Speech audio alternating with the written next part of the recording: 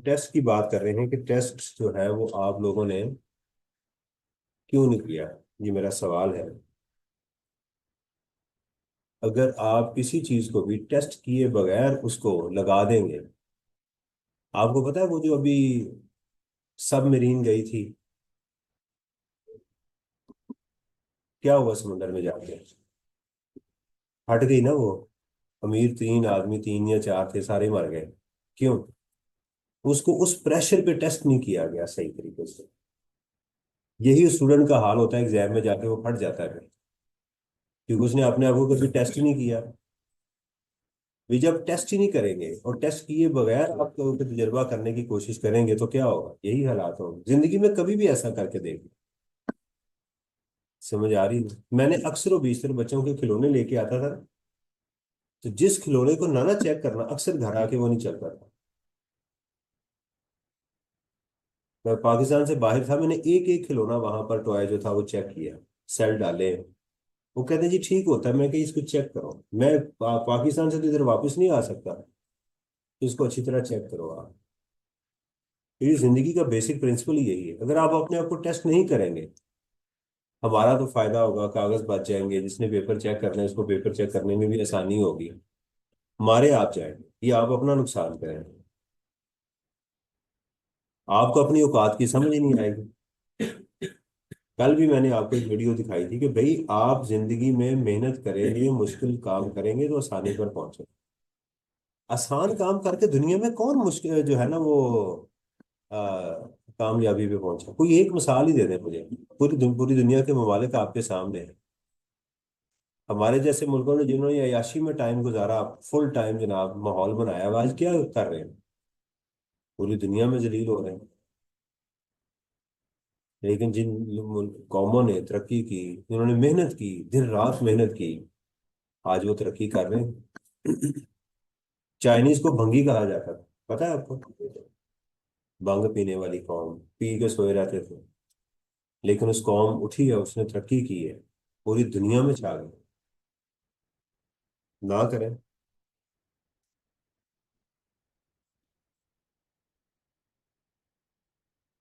आप यहाँ अगर अपने आप को टेस्ट नहीं करेंगे ना, जब आई कैप आपको टेस्टर लगाएगा ना, तो फिर आपका बदन फड़केगा फिर उसमें। आज ही बता रहा हूँ। एग्जाम में आप शिवरिंग कर रहे होंगे, दूसरी डिग्रियों की तरफ मुंह डाल के देख रहे होंगे, यार ये ना कर लूं, वो ना कर लूं। ऐसे ही करेंगे आप, अगर नहीं करना तो।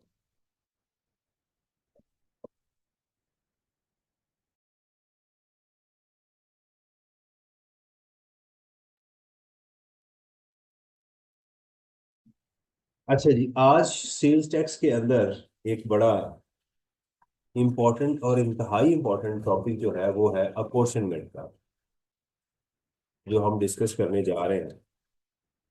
ये असल में इशू है क्या? मैंने कल भी आपको डिस्कस किया था।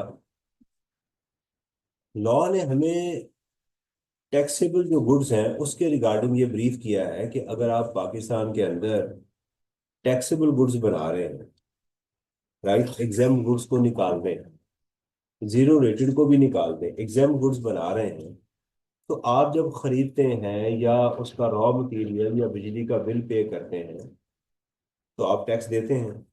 आप लोगों को बेचें, उनसे टैक्स ले लें, आउटपुट टैक्स जिसको कहते हैं, और उसमें से अपना टैक्स माइनस करें और जो बैलेंस ऊपर है तो वो हमें दे दें। ये हमने बात की। सही है। लेकिन लॉ ने फिर हमें ये गाइड किया कि अगर ये आप ये चीजें एक्सपोर्ट कर दें या किसी शिप पे सप्लाई कर दें, जहाज पे सप्लाई कर दें उसकी कंजम्पशन के लिए, तो उसका भी आपको रिफंड मिल जाएगा। या वो आइटम जो फिफ्थ शेड्यूल में लिखी है, फिफ्थ शेड्यूल में आइटम्स नहीं लिखी, ज्यादा एक्शंस लिखे हुए हैं। डिप्लोमेट को सप्लाई कर दें, ड्यूटी फ्री शॉप पे सप्लाई कर दें, ईपीजी में फर्दर मैन्युफैक्चरिंग के लिए सप्लाई कर दें, फिर भी हम आपको रिफंड दें। फिर आप लोगों उनसे ना टैक्स लें, क्योंकि इसका टैक्स रेट क्या है? जीरो। फिर हम उनसे टैक्स ना लें, हम आपको क्या करेंगे? वापस कर दें। समझ आ गई? लेकिन अगर आपने जो चीज बनाई है वो एग्जाम्प्ट है, वो क्या बनाई जो है वो, देखें ये जो एग्जाम्प्ट होती है ना, ये पाकिस्तान में एग्जाम्प्ट होती है। ये बात जहन में बिठा के रखें। अगर आप चीज पाकिस्तान से बाहर बेच रहे हैं ना तो फिर एग्जाम्प्ट नहीं होती, वो जीरो रेटेड होती। वो क्या होती है? जीरो रेटेड हो जाती है। डिप्लोमेट को सप्लाई करें तो फिर उसका, उसकी जो है वो नेचर बदल जाती है, उसको फिर हम जीरो रेटेड कहते हैं। तो फिर आपका टैक्स जाया हो जाएगा। मशीन इस्तेमाल करेंगे उसका भी इनपुट जाया हो जाएगा। समझ आ रही है ना? तो ये तीन बेसिक ब्लॉक्स हैं जो आपको जहन में रखने चाहिए। ये तीन बेसिक ब्लॉक्स आपको जहन में रखने चाहिए। अब सवाल ये है कि अगर कोई शख्स किसी महीने में वो टैक्सेबल गुड्स भी बनाता है, एग्जेम्प्ट गुड्स भी बनाता है, जीरो रेटेड गुड्स भी बनाता है, उसके लिए फिर क्या होगा? उसके लिए लॉ कहता है कि जो तुमने टैक्सेबल गुड्स बनाई हैं उसके खर्चे को अलग कर लो, जो जीरो रेटेड बनाई हैं उसके खर्चे को अलग कर लो, जो एग्जेम्प्ट बनाई हैं उसके एक्सपेंस को भी अलग कर लो। हमने कहा फिर क्या करें? उसने कहा जो जीरो आपने टैक्सेबल गुड्स बनाई हैं वो लोगों से पैसे लेके एडजस्ट करो, जो जीरो रेटेड हैं वो मेरे से कर लो, और जो एग्जाम्प्ट है उनको क्या करो? जाया करो। सही है। मैं इसको स्क्रीन शेयर करके आपको थोड़ी सी इसकी एक बाइफरकेशन बताता हूँ।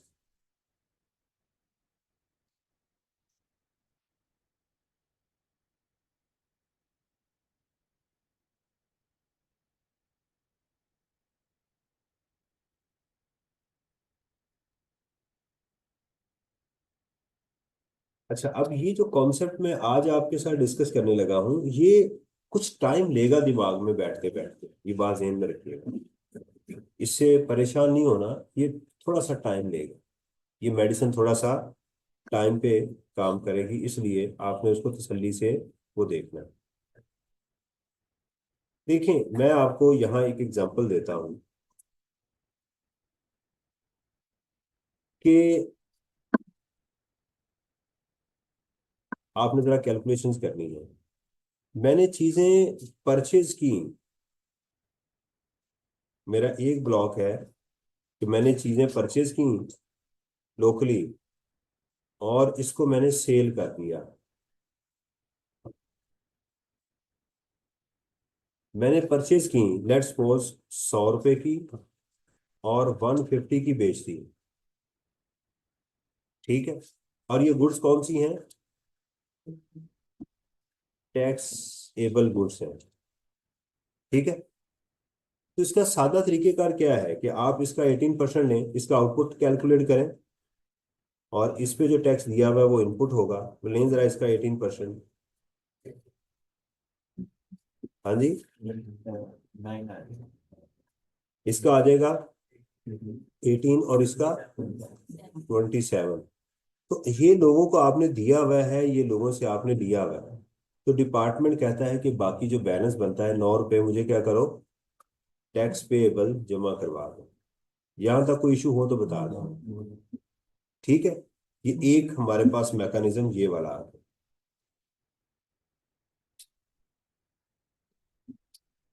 दूसरी चीज ये है कि आपने इसी महीने में 500 की गुड्स परचेज की, और इसको आपने इंडिया में एक्सपोर्ट कर दिया। राइट। आपने इंडिया वालों से कहा कि यार हमसे चीजें खरीद लो, उन्होंने कहा जी आप हमें भेज दें, कोई मसला ही नहीं है, हम आपसे बात। तो आप इनसे टैक्स कितना लेंगे? इसके ऊपर आपने टैक्स तो दिया हुआ है, कितना होगा? 90। ये 90 आपका रिफंड हो जाएगा। लेकिन आप इस महीने इन दोनों को एडजस्ट नहीं कर सकते, ये आपने डिपार्टमेंट को जमा करवाना है, और ये डिपार्टमेंट आपको 45 दिन के अंदर रिफंड करेगा। ठीक है।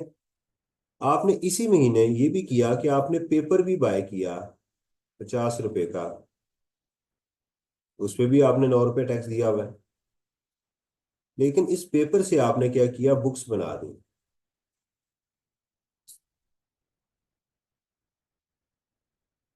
ठीक है। तो ये इनपुट आपका जाया हो गया, नो एडजस्टमेंट। यहां तक कुछ सवाल हो तो मेरे से पूछ लो। जी नहीं है ना। यहाँ रॉ मटेरियल कर लें या मशीनरी कर लें, रॉ मटेरियल हो या मशीनरी हो, ट्रीटमेंट सेम होगा, ट्रीटमेंट सेम होगा। अगर आपने वो मशीनरी जो है आपने इस्तेमाल की है टैक्सेबल गुड्स के बनाने में, तो आप इस आउटपुट में उसका इनपुट क्या कर सकते हैं, माइनस। अगर आपने उसको फिफ्थ शेड्यूल आइटम्स में यूज किया है तो उस मशीनरी या रॉ मटेरियल को क्या मिलेगा आपको, रिफंड मिलेगा।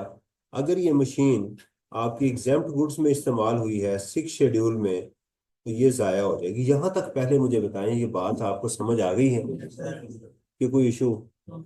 अच्छा, चलें अब मैं कुछ लाइनें लिखता हूं तो मुझे आपने वो बताना है कि सर इसका मतलब ये होगा, फिर मुझे आपका कुछ आइडिया क्लियर होगा।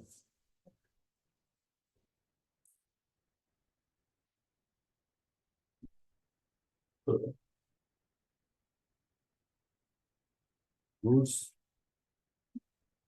Purchased from registered persons.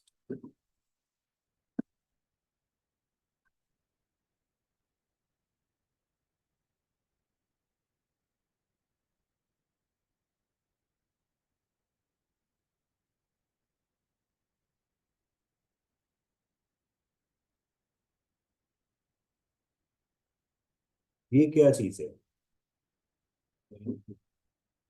Input है आउटपुट है, इनपुट। अच्छा,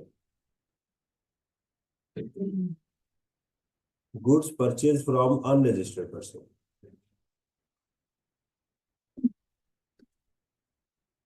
1 लाख रुपए की बाय की, क्या होगा, क्योंकि आप नहीं होगा ना बेटा, आपने अनरजिस्टर्ड से परचेज की है वो आप सेल्स टैक्स उसको दे ही नहीं सकते। समझ आ रही है। चल मैं लिखता हूँ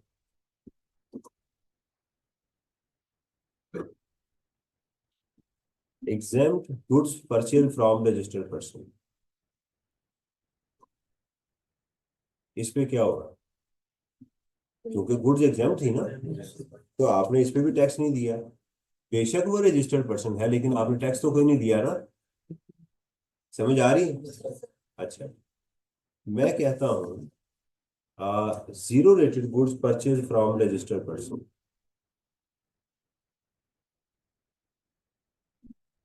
zero rated goods purchase from registered person. इसका ट्रीटमेंट बताएं, इसके ऊपर भी नहीं होगा, ये बात क्लियर होगी। ये जो आपने चीजें बाय की हैं वो है ही जीरो रेटेड, जब आपने बाय की टैक्स क्या देंगे, जीरो। तो आपका इनपुट कहाँ से निकलेगा कि गुड्स टैक्सेबल हो और इसी सूरत में आपका एग्जाम में टैक्सेबल आएगा। मैं यही चीजें, अच्छा चले मैं लिखता हूँ, अब एक में देखिएगा मैं लिखता हूँ taxable goods purchased from registered person used in examined goods.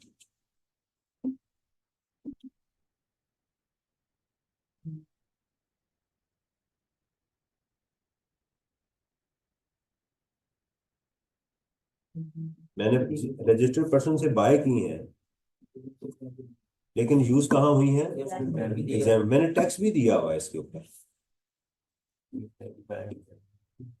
लेकिन आपका ये इनपुट जाया क्यों होगा, क्योंकि एग्जाम्प्ट गुड्स में इस्तेमाल। चलें मैं कहता हूं मशीनरी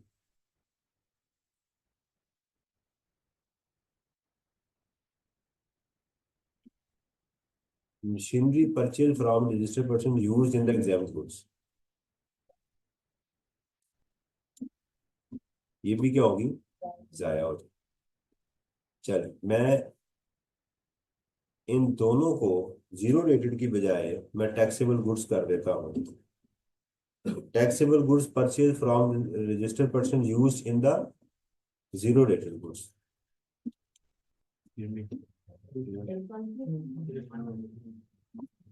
18,000 टैक्स दिया हुआ है, क्या होगा इसका? रिफंडेबल। ठीक है। और सेम मशीनरी का भी रिफंडेबल होगा। ठीक है। और अगर मैं इसी दोनों को सिर्फ टैक्सेबल गुड्स के लिए लिखूं, अगर मैं यहाँ पर जीरो रेटेड की बजाय ये मशीनरी,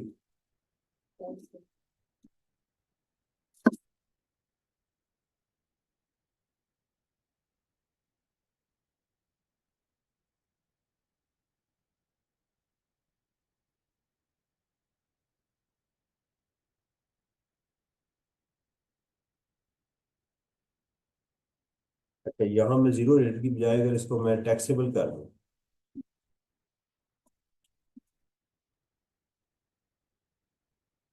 अब क्या करें? अब ये इसको इनपुट बोलेंगे। क्या बोलेंगे? इसको इनपुट बोलेंगे। ठीक है। इसको माइनस करेंगे। इसी तरह ये जो मशीनरी आपने यूज की है टैक्सेबल गुड्स के लिए, इसको भी क्या करेंगे आप? अपना इनपुट बोलेंगे। अब ये फ्रेम से कुछ समझ आ रही है? क्लियर होगी बात? इसमें मैं यहाँ पर 1 2 3 कर देता हूँ।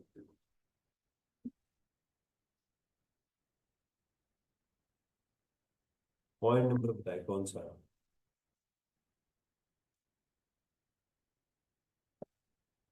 Zero rated good purchase from registered person.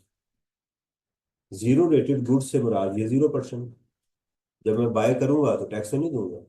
बेशक अगला बंदा रजिस्टर्ड है, लेकिन मैं जो गुड्स बाय कर रहा हूँ वो जीरो रेटेड है। यानी वो रिफंड लेगा डिपार्टमेंट से, मेरे से कुछ नहीं लेगा। जो बंदा मुझे चीजें बेच रहा है ना, वो मेरे से टैक्स नहीं लेगा। फर्ज करें मैं ईपीजी में हूँ, फर्दर मैन्युफैक्चरिंग करनी है, तो मुझे जो चीजें बेचेगा मुझे टैक्स लेगा? मेरी परचेज पे कोई टैक्स? वो खुद जाके गवर्नमेंट से रिफंड लेगा उन चीजों के ऊपर। इसी तरह मशीनरी अगर मुझे बेचेगा तो उस पर भी टैक्स नहीं लेगा। अब समझ आ गई? कोई और point? Taxable goods purchase from registered person use in the exempt goods.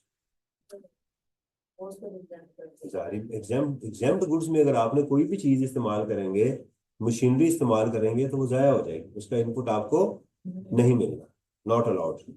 और कोई चीज? ये बेसिक 10 चीजें क्लियर हो गई। ओके।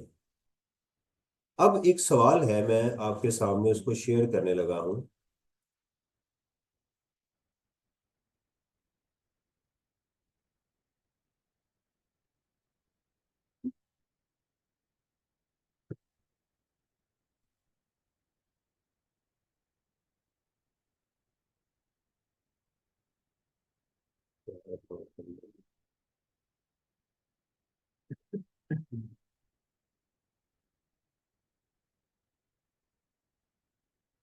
इसमें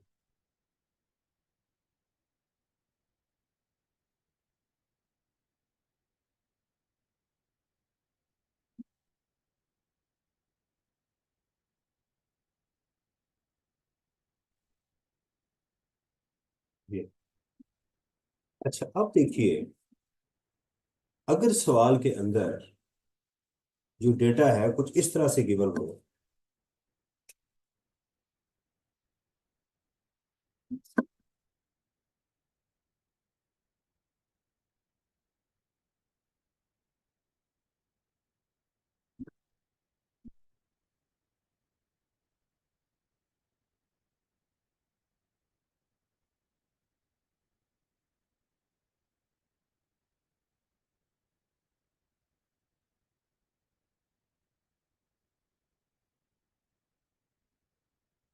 तो ये अब जरा इसको देखिए। अभी जो मैंने सीन आपको बताया है उसके अंदर तो चीजें अलग अलग थी, लेकिन अगर कुछ सीन इस तरह से हो, ये मार्च 2019 का क्वेश्चन है।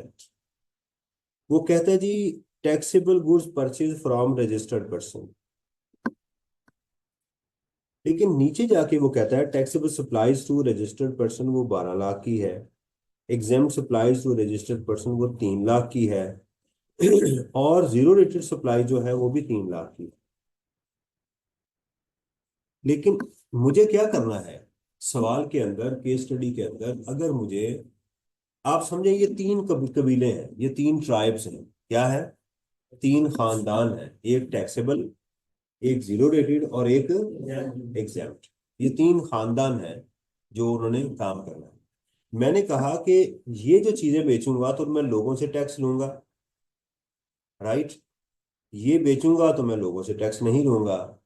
ये बेचूंगा तो मैं गवर्नमेंट से इसका रिफंड लूंगा। ठीक है। इस आउटपुट में से मैंने इनपुट को माइनस करना है और इसका मैंने रिफंड लेना है। लेकिन वो जो रिफंड लेना है वो कहाँ पड़ा हुआ है, सवाल ये है। देखें, मैंने जो अभी पहले आपको ये बात बताई थी, इसका तो बड़ा क्लियर कट पता था कि ये जो चीजें लोकल भेजी हैं वो ये वाली है, जो मैंने एक्सपोर्ट की हैं वो ये वाली है, जो मेरी एग्जाम थी वो ये वाली थी, मेरे डिफरेंट थ्री, ये, यानी तमाम का इनपुट क्या था वो पता था। लेकिन यहां पर सीन एक डिफरेंट क्रिएट हो गया। मैं कहता था मुझे इसका एक्सपेंस अलग बताओ, इसका अलग बताओ, इसका मुझे अलग बताओ।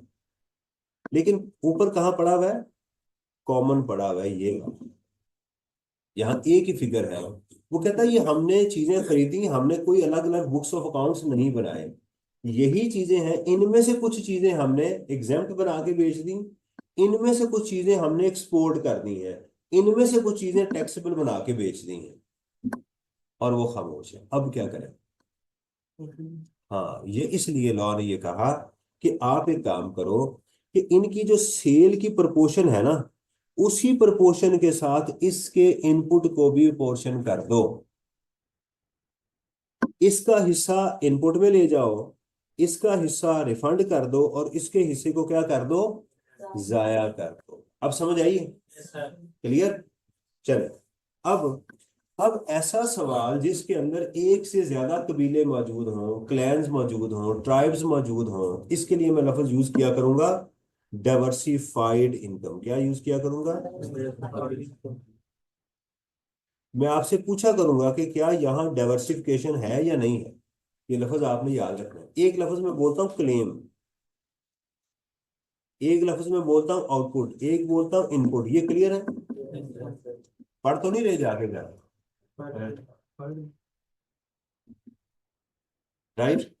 चले, इसका एक तरीकेकार है, इसका एक टेम्पलेट है, मैं आपको बना दूं। कब, जब सवाल के अंदर क्या हो, इनकम हमारी जो आउटपुट है सप्लाईज डाइवर्सिफाइड हो और इनपुट जो है वो कॉमन पड़ा हुआ हो, तो सवाल किस तरह से होगा, मैं उसका टेम्पलेट बनाने लगा। ये देखिएगा, ये ध्यान करना आपने। अच्छा, अभी तक मैंने आपको टेम्पलेट क्या बताया हुआ है, output tax less input tax add further tax, ये अपनी जगह कायम रहेगा, ये वाला formula.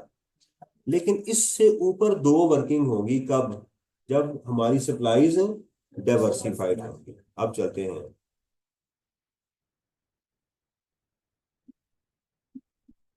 when supplies are diversified and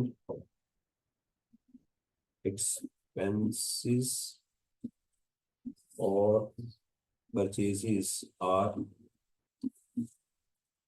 common, then the following additional steps will be taken। ठीक है, फिर आपको ये एडिशनल स्टेप्स लेने पड़ेंगे। हम इसी सवाल को करते हैं, हम लिखते हैं वर्किंग 1। ठीक है, तो सवाल में सबसे पहले आप कैलकुलेट करेंगे common input tax. Thank you. Common input tax आ गई।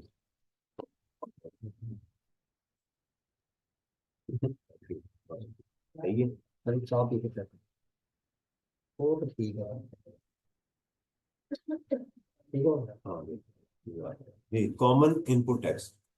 आप इस सवाल में मुझे बताएं कि कॉमन कौन सी चीज है, किसको मैं कॉमन कह रहा हूँ।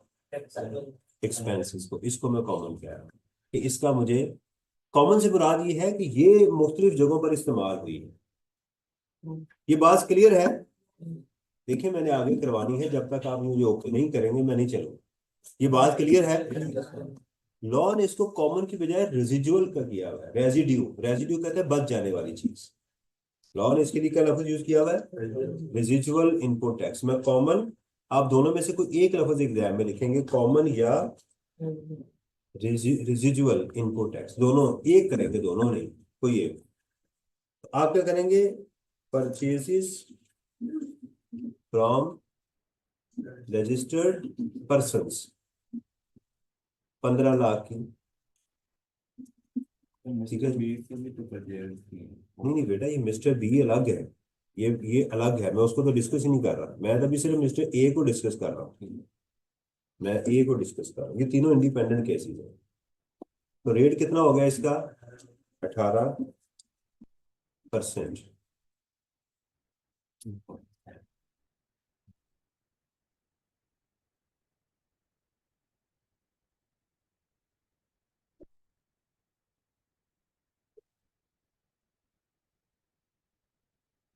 ठीक है जी, इंटू, ये सही हो गया। 270 मेरा हो गया जी कॉमन। इसकी फिर आपने एग्जाम में बनानी है वर्किंग टू, इसको बोलते हैं अपोर्शनमेंट।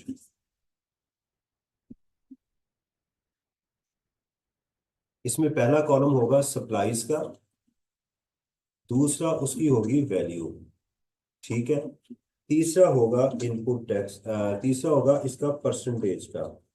ना भी बनाए लेकिन मैं अभी शुरू में बनाऊंगा, बाद में इसको मैं कॉलम को बंद कर दूंगा ताकि जब आपको समझ आ जाए।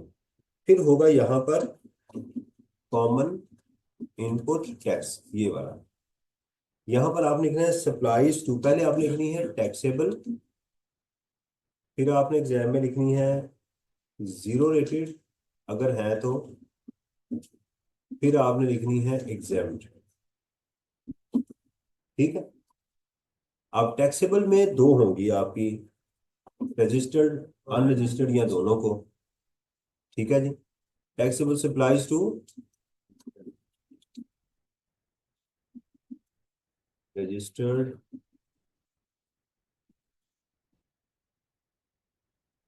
पर्सन्स। अच्छा एक बात याद रखनी है, यहां गलती से इनपुट नहीं लिख देना। ये वर्किंग टू बनाते हुए यहां गलती गलती से अगले कॉलम में इनपुट ओरिजिनल सेल वैल्यू लिखनी है। ओरिजिनल, देखिएगा वो कितनी है? 12 लाख। ठीक है जी, और दूसरी हमारे पास क्या है?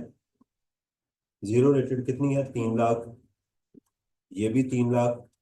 ठीक है जी, टोटल कितनी हो गई? 18 लाख। अगर मैं आपसे ये पूछूं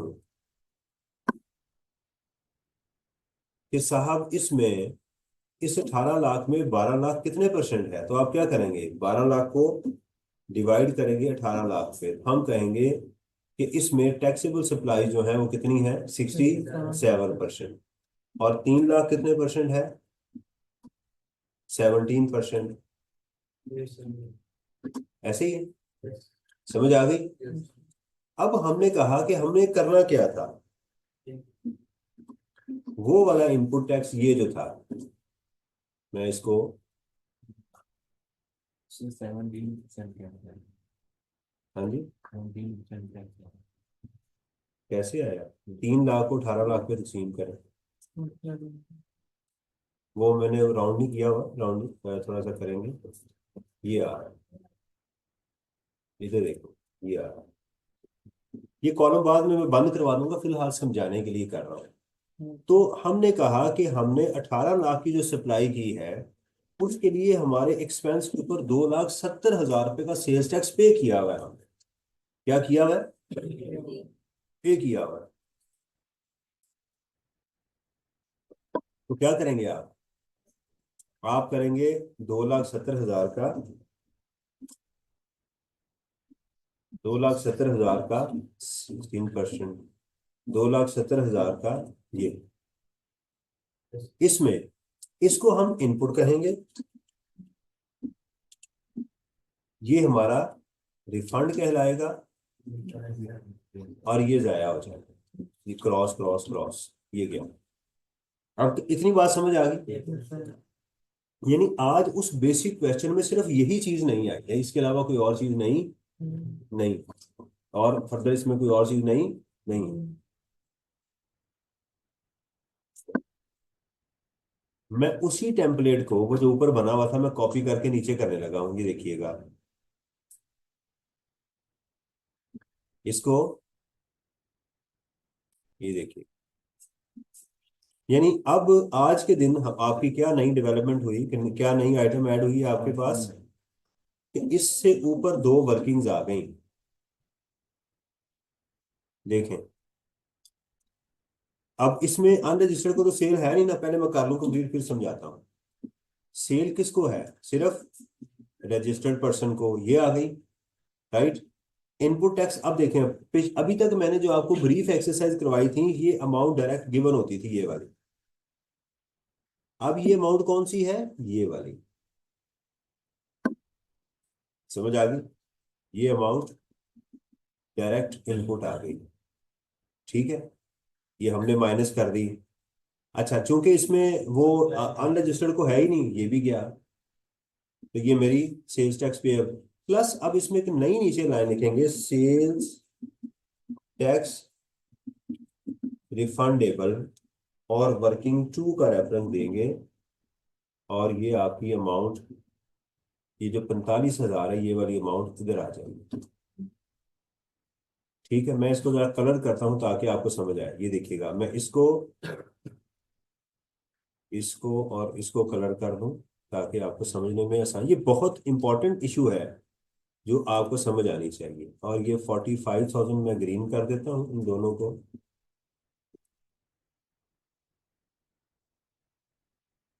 ये समझ आई, देखें, देखें क्वेश्चन बेटा आपका यही था, ये वाला, output tax less input tax add further tax, यही इशू था आपका, इसके अलावा तो नहीं था। लेकिन हुआ क्या कि इस सवाल के अंदर मेरे पास जो सप्लाईज थी ना, यहाँ पर वो सप्लाईज एक से ज्यादा थी। इसमें एडिशनली पता क्या करना होता है हमने, मैं आपको एक और चीज भी करता हूँ, ये जो सप्लाईज होती हैं ना, ये सारी लिखनी होती हैं हमने यहाँ, ये जो ऊपर आपने सप्लाईज लिखी है ना, टैक्सेबल, जीरो रेटेड और एग्जाम्प्ट, ये जीरो रेटेड और एग्जाम्प्ट भी लिखनी होती है एग्जाम में। सर इसमें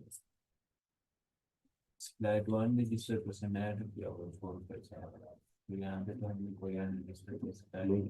कहाँ किया हो, नहीं है ही नहीं ना। मैंने आपको टेम्पलेट सिर्फ समझाने की कोशिश की है कि होगा तो क्या करेंगे, होगा तो क्या करेंगे,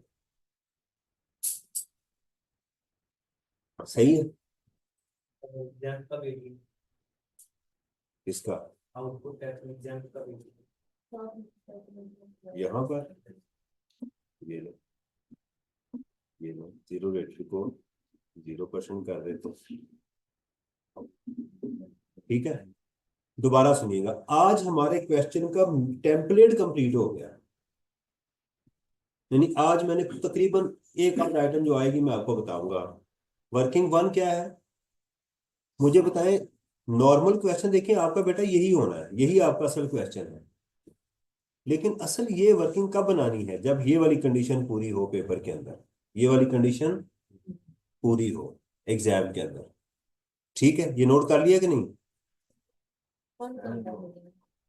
ये जो रिफंड है ना, ये बिल्कुल बॉटम पे लिखना है, एंड पे।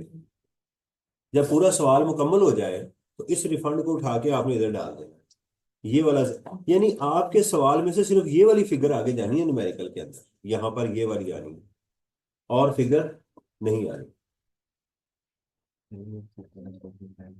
हाँ नहीं, नहीं आपने भी करना है, मैंने आपको क्वेश्चन करवाना है एक और। अभी मैंने क्वेश्चन इसी बेस के ऊपर, इसी मैं ये डेटा रखता हूँ आपके सामने, ठीक है। मैं ये साइड पे, आपने इसी मेरी वर्किंग को देखते हुए अभी क्वेश्चन करना है, वरना घर जाके ये आपको समझ नहीं आनी। अब मैं लिखने लगा हूँ, ऐसे ही आपने काम करना है। मैं लिखने लगा हूँ, supplies purchases from registered person, ये डेटा जो है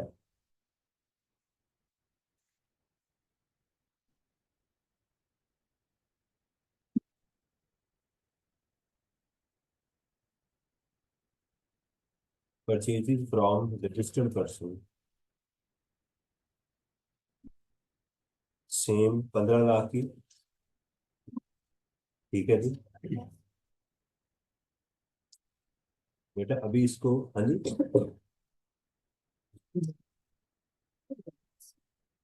कहाँ पे? ये वाला, तो इसका 18% ही लेना। नहीं, अब सही कह रहे हैं कि वो तो है ही था, ऑलरेडी इनपुट टैक्स है, आपने लिया है ना, मेरे ऊपर जाना इंजाम लगा है। ये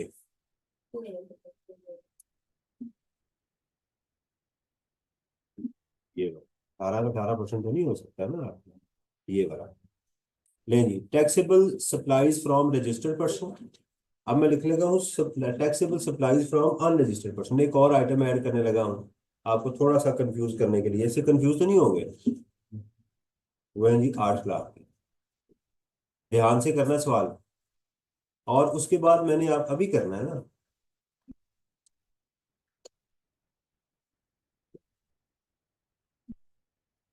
taxable supplies to registered person, और यहां पर मैं ऐड कर देता हूँ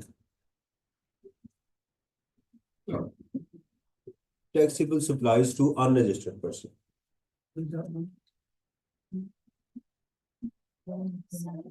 जब हम लोग इनपुट टैक्स माइनस करेंगे तो जो हमने अपॉर्चमेंट किया है इनपुट टैक्स की हमेशा वही रखें जरूर भी अमाउंट ये वाली जो अमाउंट आएगी ना, ये वाली, ये हमारा इनपुट बन जाएगा, हमेशा हमेशा यही है। सही है। अच्छा, अब देखिएगा, सबसे पहले ये जो डेटा मैंने आपको दिया हुआ है, ऐसे ही इसको करना है आपने। ये फिगर नजर आ रही है ना? तो अब देखिएगा कि हमारी सेल कितनी तरह की है यहाँ पे, 3 तरह की है ना? क्या ये सेल डाइवर्सिफाइड है या नहीं है? एक इसमें टैक्सेबल है, एक जीरो रेटेड है, और एक एग्जाम्प्ट है। जैसे ही सेल डाइवर्सिफाइड हो तो आपका रुझान किधर जाएगा? एक्सपेंसेस की तरफ। किधर जाएगा? एक्सपेंसेस कौन से हमारे? वो ये पड़े हुए। अब बनाए, लिखें वर्किंग वन, लिखें वर्किंग वन बनाए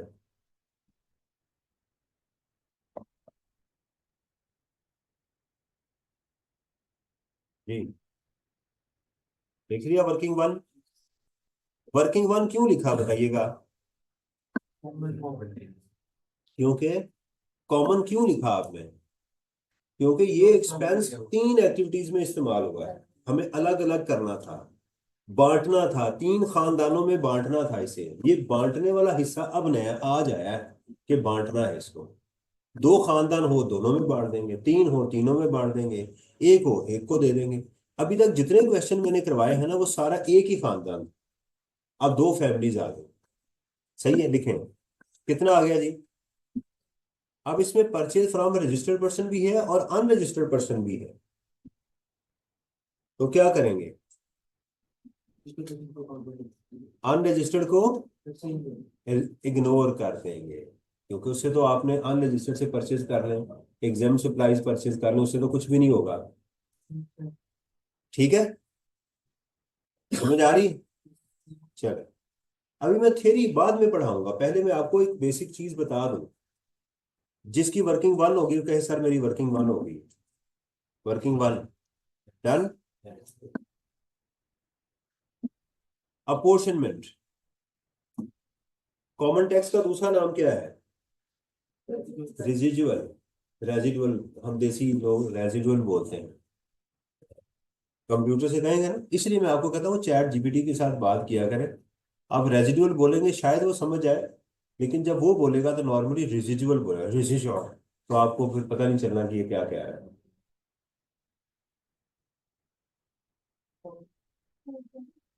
हो गया जी। अब दूसरी चीज, अब यहां पर एक चीज, अब यहां एक चीज चेंज आई हुई है, वो क्या? कि हमारी टैक्सेबल सप्लाईज के 2 खानदान, 2 भाई थे। पिछले सवाल में एक था ना, अब कितने हो गए? दो। अब क्या करेंगे हम? लिखेंगे taxable supplies to registered person और अनरजिस्टर्ड पर्सन। देखिए मैंने आपको सवाल में रजिस्टर्ड हो या अनरजिस्टर्ड हर जगह इकट्ठा रखना है दोनों भाइयों को। जब फर्दर टैक्स लेंगे तो उस वक्त सिर्फ अनरजिस्टर्ड के ऊपर करना है। तो ये होगी taxable supplies to registered person और taxable supplies to unregistered person. कितनी है? 5 लाख की। तो अब इनको आपको टोटल करना पड़ेगा क्योंकि अब दो भाई आ गए हैं ना, पहले एक ही था। फर्क देखिएगा, फर्क देखिएगा। अब आपको यहां नहीं परसेंटेज करनी, बल्कि परसेंटेज कहाँ करनी है? इसको डिवाइड करना है इसके ऊपर। अब परसेंटेज यहां आएगी। फर्क समझ आइए आपको? अब ये कैलकुलेशन यहां नहीं होगी,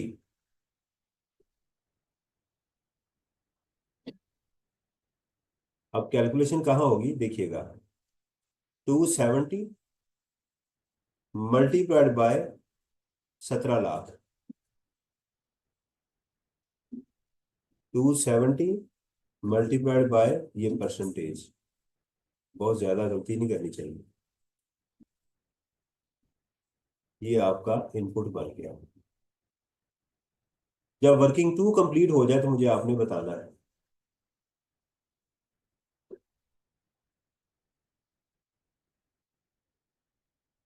कॉलम कितने बनाने हैं आपने?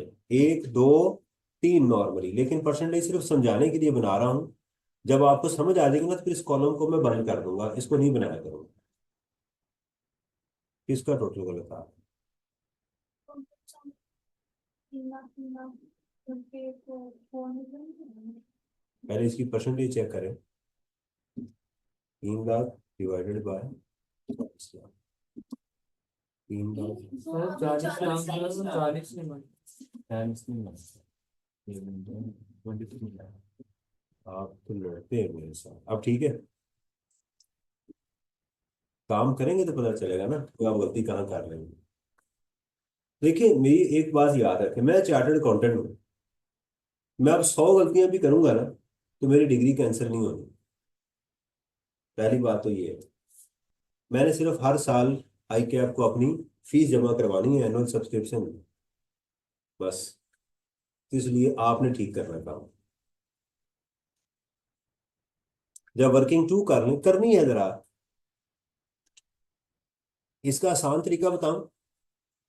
कैलकुलेटर के ऊपर ही आप 17 लाख को 23 लाख पे डिवाइड करें और मल्टीप्लाई कर दें इसके साथ, तो ये फिगर आ जाएगी। ये परसेंटेज फिर लिखने की जरूरत नहीं है। 3 लाख को इस पे डिवाइड करें और इसे मल्टीप्लाई कर दें, ये फिगर आ जाएगी। इस तरह ये फिगर आ जाएगी। वर्किंग टू जब कर लें तो मुझे बता दीजिएगा।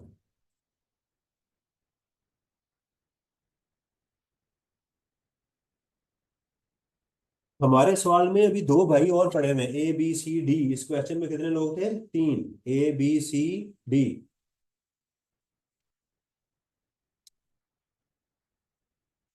वर्किंग टू कर ली?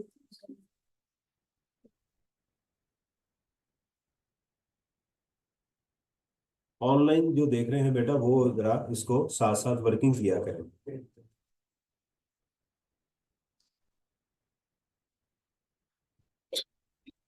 जितना अच्छा सवाल को अब आइंदा आप समझेंगे, उसकी फिलॉसफी को समझेंगे रुक के, आपके बाकी सवाल ठीक होते जाएंगे। क्योंकि अब डेटा आना शुरू हो रहा है, डेटा मजीद आएगा, मजीद आएगा। हर छोटे पॉइंट के ऊपर रुकें कि यार ये क्या हुआ है।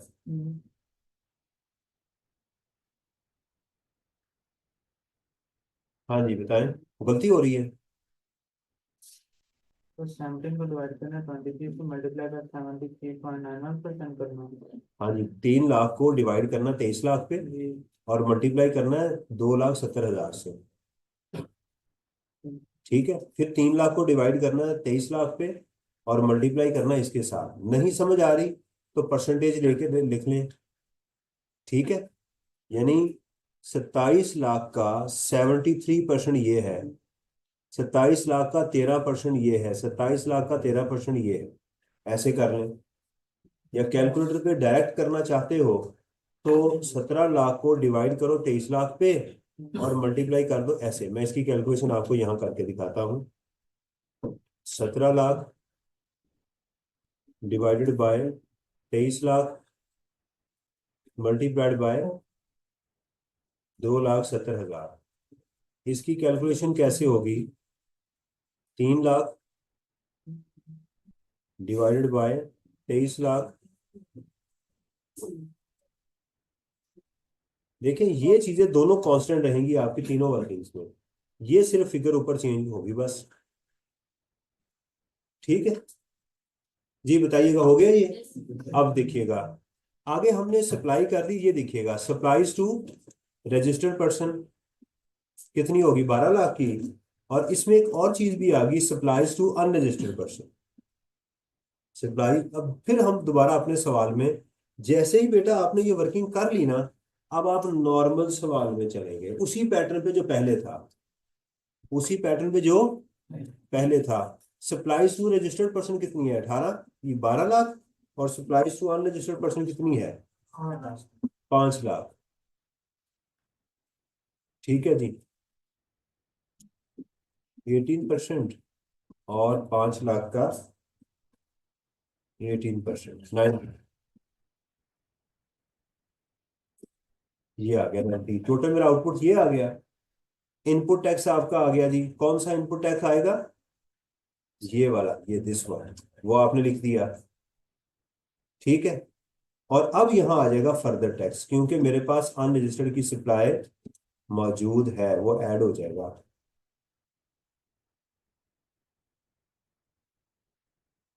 असल फार्मूला आपका वही है, output tax less input tax add further tax. ये करें आप अपने हाथ से बेटा, करें आप मेरी कैलकुलेशन। आप पहले आउटपुट कैलकुलेट करें। आउटपुट के अंदर आप देखिएगा यही कॉलम आपका उठ के यहां आ गया है। यहां इसकी एक्चुअल वैल्यूज गिवन थी, यहां पर इसकी साथ आपने परसेंटेज लगा दी। ये टैक्सेबल आ गई, ये जीरो रेटेड आ गई, एग्जेम्प्ट आ गई। तो सेम कॉलम उठा के आपने इधर ले आना है आउटपुट के अंदर। सेम कॉलम आपने उठा के कहाँ ले आना? लिखे ना, करें इसको जरा। तो आउटपुट तक पहले आए कि मेरा ये आउटपुट है।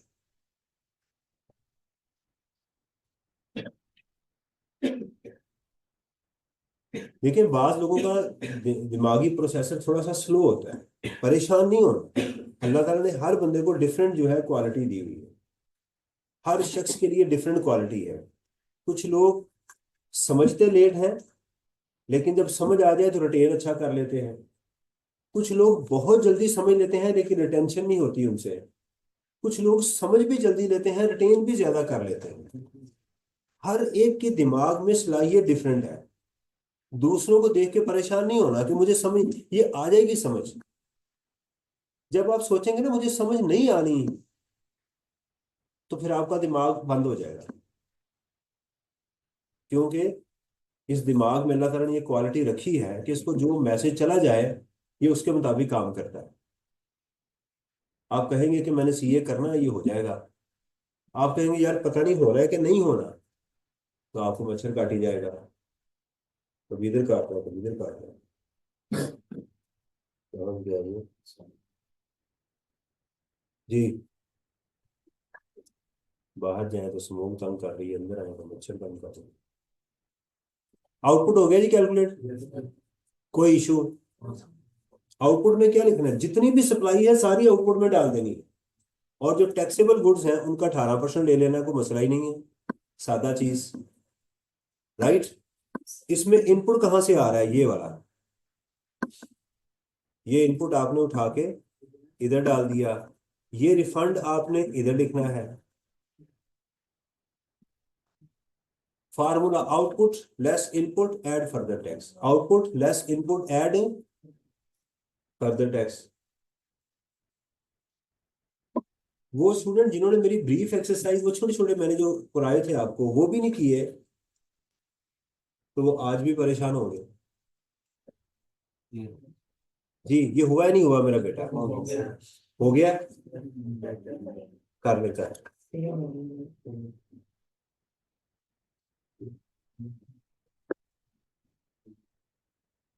आपकी किताब का ये जो मैंने आज एक करवाया है, 26, क्वेश्चन नंबर 26 है।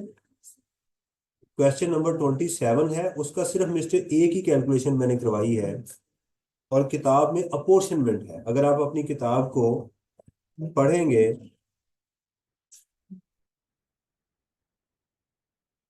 एक मिनट, मेरा अपना किधर गया?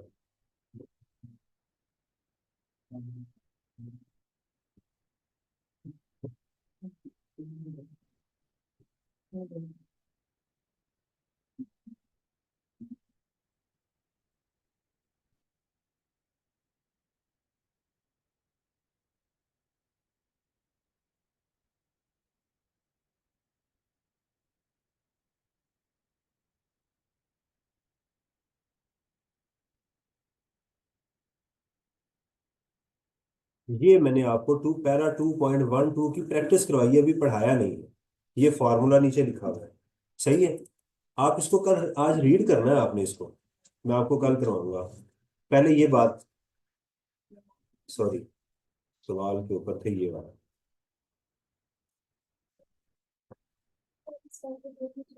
जी, इकबाल, इसको जरा ना ग्रुप में, ये इसको सेल्स टैक्स को जाके ना, इसको पूरी फाइल को ऐसे ही मूव और कॉपी करके, जब मूव और कॉपी करेंगे तो यहाँ क्रिएट अ कॉपी करके न्यू बुक कर देना। तो ये पूरी एक फाइल बन जाएगी। ये ग्रुप में इनको एक्सेल की शक्ल में ही दे देना, सही है। ग्रुप में प्लीज शेयर कर दीजिएगा।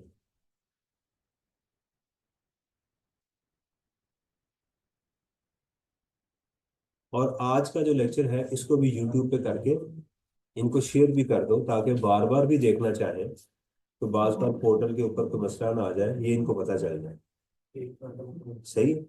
ये क्योंकि बहुत इंपॉर्टेंट है, इसको समझना, तो इसलिए इनको फाइल भी शेयर कर दें, क्वेश्चन भी शेयर कर दें। अगर किसी के पास फर्ज करें भी किताब नहीं है, तो वो क्वेश्चन नंबर 27 वो भी इसी के ऊपर पेश कर दीजिए, बल्कि मैं आपको कर भी सकता हूँ।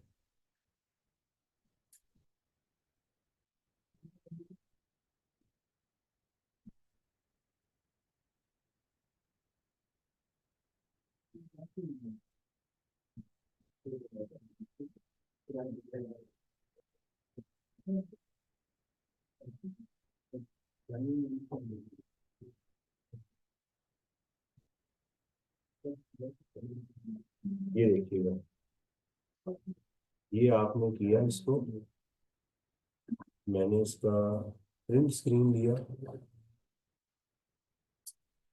और यहाँ जाके मैंने पेस्ट कर, ये देखो।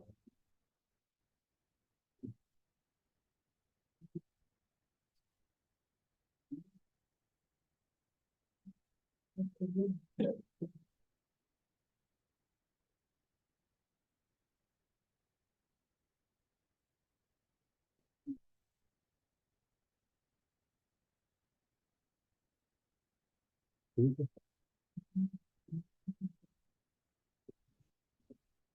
मैं ये डबल काम हो गया आपका, मैंने वो भी कर दिया। और जी, क्लियर हुई है बात, समझ आ गई। क्वेश्चन भी कर दिया, ये फाइल भी आपको मिल जाएगी, लेक्चर भी यूट्यूब पे अपलोड कर दिया जाएगा। और इसकी जो पैरा है आपका, इकबाल, बेशक ये पैरा बी 2.12 ये भी नीचे कॉपी कर देना, ताकि पूरा पैकेज इनको मिल जाए ये वाला। इकबाल को मैंने क्या जन्म दे दी है? इकबाल, आप इकबाल बुलंद हो।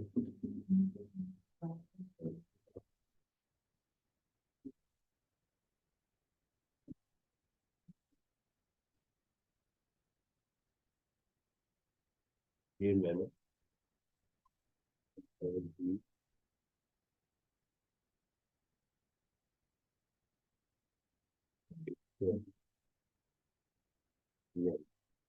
ठीक है, क्या कमाल हो गया ना, सवाल भी आ गया, थ्योरी भी आ गई, क्वेश्चन में मैंने एडजस्ट रजिस्टर्ड अनरजिस्टर्ड को भी डाल दिया।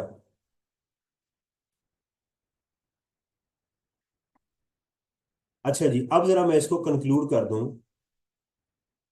आपको कि क्वेश्चन का असल जो हमारा सवाल होता है output less input add further tax और रिफंडेबल। ये हमारी चीज, आज एक नई चीज हमारे टेम्पलेट में ऐड हो गई, रिफंडेबल। पिछले भी सवाल में रिफंडेबल आ गई, ठीक है, चार चीजें हो गई।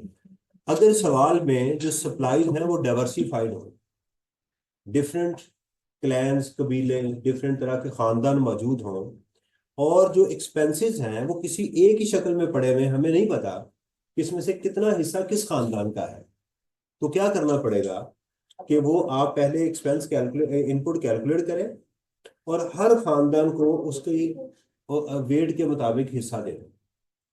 जो रिफंड वाला खानदान है वो सबसे एंड में डाल दें, जो इनपुट है आउटपुट वाला वो उस खानदान को दे दें, और एक खानदान को क्या कर दें, आग लगा दें, भस्म कर दें, उसकी मशीनरी हो उसको भी चला दें। ये काम आपने करना है।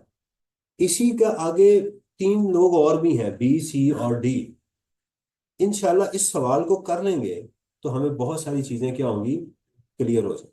बी सी और डी को भी करेंगे तो बहुत सारी चीजें, मल्टीपल टाइम ऐसे सवाल पेपर में टेस्ट हुए हैं। आपसे रिक्वेस्ट है कि पैरा 2.12 को पढ़े, पहले पढ़े, रीड करें कि क्या हुआ है, ये रेजिजुअल इनपुट टैक्स क्या होता है। फिर उसके बाद सवाल करें मिस्टर ए वाला, फिर उसके अंदर जो मैंने अनरजिस्टर्ड का तड़का लगाया है उसको भी ऐड करें। इस तरह एक डेवलपमेंट देखिए। अब ये सवाल जो है ना, इसमें मैं हवा भर रहा हूँ, समझ लें। ये एक बैलून है, इसको मैंने इतना फैलाना है कि इतना बड़ा हो जाए कि हम आई कैप को प्रेजेंट कर सकें, उसको गिफ्ट कर सकें। समझ आ रही है? अगर किसी का, मेरा बैलून इतना हो चुका हुआ है, किसी का भी इतना ही पड़ा हुआ है, खुश होके पड़ा हुआ है, तो मैं यहां फैला रहा हूं तो वो अभी तक अपने उसमें हवा भरने की कोशिश कर रहा है, वो तंग होगा। तो इसलिए जितनी हवा मैं भरी है आज, आपने भी इतनी हवा भर लेनी। मैं और हवा भरूं, आपने और, तो इस तरह जैसे मैं डेवलप करूं आपने भी इसको डेवलप करते जाना। ठीक है जी, इंशाल्लाह कल आपसे मुलाकात होगी, इसी को आगे लेकर चलेंगे। अस्सलाम वालेकुम वरहमतुल्लाहि।